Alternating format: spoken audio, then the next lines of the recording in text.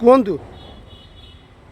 ଏ ହେଉଛି ଖୋର୍ଦ୍ଧା ଜିଲ୍ଲା ଜଟଣୀ ବ୍ଲକ ଅଧୀନ ରଙ୍ଗିଆ ନାଳ। ଏହା Khordha executive engineer minor irrigation ଅଧୀନରେ ଯାଉଛି।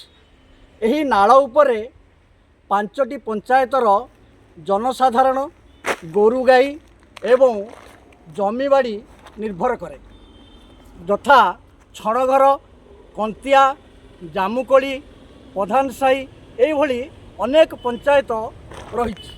କିନ୍ତୁ ବିଭାଗୀୟ ତରଫରୁ ୟାକୁ ଅଣଦେଖା କରାଯାଉଛି। କେତେବେଳେ ପୁନରୁଦ୍ଧାର ନାଁରେ ଲକ୍ଷ ଲକ୍ଷ ଟଙ୍କା ହଡ଼ପ କରାଯାଉଥିବାର ବି ମଧ୍ୟ ନଜରକୁ ଆସିଛି। ଏହା ପାଣି ପଞ୍ଚାୟତ ଅଧୀନରେ ବି ଯାଉଛି, କିନ୍ତୁ ପାଣି ପଞ୍ଚାୟତ ୟାର ବର୍ତ୍ତମାନ ନାହିଁ। ଏଠି ବର୍ତ୍ତମାନ ଏ ଯେଉଁ ଆପଣ ଦେଖୁଛନ୍ତି, ଏ ଯେଉଁ ରଙ୍ଗିଆ ବନ୍ଧ, ବର୍ତ୍ତମାନ ରଙ୍ଗିଆ ବନ୍ଧ ଏକ ବିରାଟ ପ୍ରାଚୀର କୌଣସି ସଂସ୍ଥା ବା କୌଣସି ଜମି ମାଲିକ ଏ ରଙ୍ଗିଆ ବନ୍ଧ ଉପରେ ପ୍ରାଚୀର କରିଛନ୍ତି, ଯାହାଦ୍ୱାରା କି ଏ ରଙ୍ଗିଆ ନାଳକୁ ନା ଗୋରୁ ଗାଈ ନା ମଣିଷ ଆସିପାରିବେ।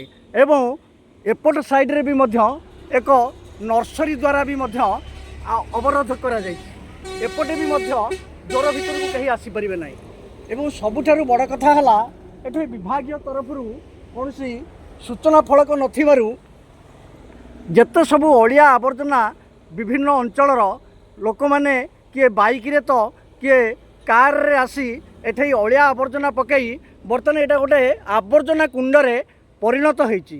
ଅପର ପାର୍ଶ୍ୱରେ ଆପଣ ଦେଖିବେ ଗୋଟେ କୌଣସି ଏକ ସଂସ୍ଥା ବା ଜମି ମାଲିକ ଏହି ବନ୍ଧ ଉପରେ ଏକ ରୋଡ଼ ବି ମଧ୍ୟ ଅସ୍ଥାୟୀ ରୋଡ଼ ବି ମଧ୍ୟ ନିର୍ମାଣ କରି ଚାଲିଛନ୍ତି। ଏ ବାବଦରେ ବିଭାଗୀୟ ଅଧିକାରୀଙ୍କ ପାଖରେ ମୁଁ ବ୍ୟକ୍ତିଗତ ଭାବରେ ଅଭିଯୋଗ କଲା ପରେ ବି ମଧ୍ୟ କୌଣସି ପ୍ରକାର ତା'ର ସୁଫଳ ମିଳିନାହିଁ। ଏ ଜାଗାକୁ ପରିଦର୍ଶନରେ ବି ମଧ୍ୟ ଦାୟିତ୍ୱରେ ଥିବା କନିଷ୍ଠ ଯନ୍ତ୍ରୀ ବା ସହକାରୀ ଯନ୍ତ୍ରୀ ବା ଅଧୀକ୍ଷଣ ଯନ୍ତ୍ରୀ କିମ୍ବା ନିର୍ବାହୀ ଯନ୍ତ୍ରୀ ଦିନେ ହେଲେ ସେମାନଙ୍କର ଏଠି ପାଦ ପଡ଼େ ନାହିଁ। ତେଣୁ ବହୁ ସମସ୍ୟାରେ ଏବଂ ବହୁ ଅସୁବିଧାରେ ଜନସାଧାରଣ ଯାଉଥିବା ବେଳେ ଏହି ରଙ୍ଗିଆ ନାଳଟି ବର୍ତ୍ତମାନ ପୋତି ହୋଇଯିବାକୁ ବସିଲାଣି। ଆପଣ ଦେଖନ୍ତୁ କେମିତି ଏ ଯେଉଁ କଲିକତି ଦଳ କହନ୍ତି, ଏ କଲିକତି ଦଳରେ ପୁରା ଛାଇ ହୋଇଯାଇଛି। ପାଣି ସମ୍ପୂର୍ଣ୍ଣ ଭାବରେ ବିଷାକ୍ତ। ଏ ପାଣି ଯେଉଁ ପର୍ଯ୍ୟନ୍ତ ଯାଇଛି 4-5ଟି ପଞ୍ଚାୟତ ଦେଇ ଇଏ ଦୟା ନଦୀରେ ଏହାର ସଂଯୋଗୀକରଣ କରାଯାଇଛି। ଏ ପାଣି କେହି ବ୍ୟବହାର କରିପାରୁନାହାନ୍ତି, ଗୋରୁ ଗାଈ ବ୍ୟବହାର କରିପାରୁନାହାନ୍ତି। ଏବଂ ଚାଷ ଜମିକି ଯାଉଥିବା କୃଷକମାନେ ଯେତେବେଳେ ବଛା ବିଲ ହୁଏ ବା ତଳି ରୁଆ ହୁଏ, ଖେଳୁଆ ପଡ଼େ, ସେ ସମୟରେ ପାଣି ଗୁଡ଼ିକ କୃଷକମାନଙ୍କ ଦେହରେ ଲାଗିଲେ ସବୁ ଫଳି ଯାଉଛି ଏବଂ ପୂଜ ବି ମଧ୍ୟ ତା ଦେହରୁ ବାହାରିବାର ଆମେ ଦେଖିଛୁ। ତେଣୁ ପାଣି ସମ୍ପୂର୍ଣ୍ଣ ଭାବରେ ପ୍ରଦୂଷିତ ହୋଇଯାଇଛି। ତେଣୁ ୟା ଅନୁପଯୁକ୍ତ, ବ୍ୟବହାର ଅନୁପଯୁକ୍ତ। ତେଣୁ ୟା ପ୍ରତି ବିଭାଗ ପୁରା ଅଣଦେଖା କରିଛି। ତେଣୁ ମୁଁ ଏହି ଗଣମାଧ୍ୟମରେ କହିବାକୁ ଚାହୁଁଛି, ମାନ୍ୟବର ବିଭାଗୀୟ ସର୍ବୋଚ୍ଚ ଯନ୍ତ୍ରୀ ଏବଂ ଦାୟିତ୍ୱରେ ଥିବା କନିଷ୍ଠ ଯନ୍ତ୍ରୀ ତୁରନ୍ତ ଏହି ରଙ୍ଗିଆ ନାଳ ଉପରେ ଦୃଷ୍ଟି ଦିଅନ୍ତୁ ଏବଂ ୟାର ଗୋଟେ ଚାରିପଟେ ସୁରକ୍ଷା ବଳୟ ଠିକ୍ ଭାବରେ ରହୁ, ଯେମିତିକି ଅଳିଆ ଆବର୍ଜନା ଏଠି ପଡ଼ିପାରିବ ନାହିଁ। ଏବଂ ଜନସାଧାରଣଙ୍କ ଅବଗତି ନିମନ୍ତେ ଏକ ସୂଚନା ଫଳକ ବି ମଧ୍ୟ ଏଠାରେ ଲଗାଯାଉ ଯେ ଏହି ନାଳର ଜଳକୁ ପ୍ରଦୂଷିତ କରାନଯାଉ ଏବଂ ଏହି ନାଳ ଭିତରେ କୌଣସି ପ୍ରକାର ଅଳିଆ ଆବର୍ଜନା ମୂର୍ତ୍ତି ବିସର୍ଜନ ବି ମଧ୍ୟ କରାନଯାଉ। କିନ୍ତୁ ଜଟଣୀ ମ୍ୟୁନିସିପାଲିଟିର ମାନେ ଆମ ଜଟଣୀ ଅଞ୍ଚଳରେ ମୁଖ୍ୟ ଗଣେଶ ପୂଜା ହେଉଥିବା ବେଳେ ଗଣେଶ ପୂଜାର ସମସ୍ତ ଗଣେଶ ମୂର୍ତ୍ତିମାନ ଏଠାରେ ବିସର୍ଜନ କରାଯାଉ ନାହିଁ। ପରିବେଶ ପ୍ରଦୂଷଣର ନିର୍ଦ୍ଦେଶ ଏବଂ ମ୍ୟୁନିସିପାଲିଟି ତହସିଲଦାର ଏମାନଙ୍କର ନିର୍ଦ୍ଦେଶ ଅନୁଯାୟୀ ବିକଳ୍ପ କୃତ୍ରିମ ପୋଖରୀ ନିର୍ମାଣ କରାଯାଇ ସେଠାରେ ମୂର୍ତ୍ତି ବିସର୍ଜନ ହୁଏ।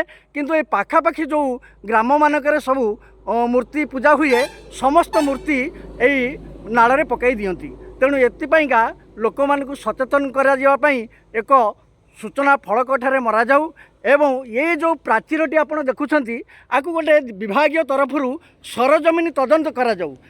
ଆମେ କହୁନାହୁଁ ପ୍ରାଚୀର କରିବା ପାଇଁ, ଯିଏ ଜମି ମାଲିକ ତାଙ୍କ ଜାଗାରେ ସେ ପ୍ରାଚୀର କରିବେ। ତା ଅର୍ଥ ନୁହଁ ଯେ ଜନସାଧାରଣ ଜ୍ୱର ଭିତରକୁ ଆସିପାରିବେ ନାହିଁ, ଗୋରୁ ଗାଈ ଆସିପାରିବେ ନାହିଁ। ତେଣୁ ଏହା ଏକ ପ୍ରକାର ଗୋଟେ ଜବରଦଖଲ କରାଯାଇଛି। ତେଣୁ ମାନ୍ୟବର ତହସିଲଦାର ଏହା ଉପରେ ତୀକ୍ଷ୍ଣ ଦୃଷ୍ଟି ଦିଅନ୍ତୁ ଏବଂ ଖୋର୍ଦ୍ଧା ଜିଲ୍ଲାପାଳ ମହୋଦୟ ବି ମଧ୍ୟ ୟାକୁ ପରିଦର୍ଶନରେ ଆସିବେ, ଯଦି ନିଜ ଆଖିରେ ଦେଖିବେ ତେବେ ସେ ବିଶ୍ୱାସ କରିବେ।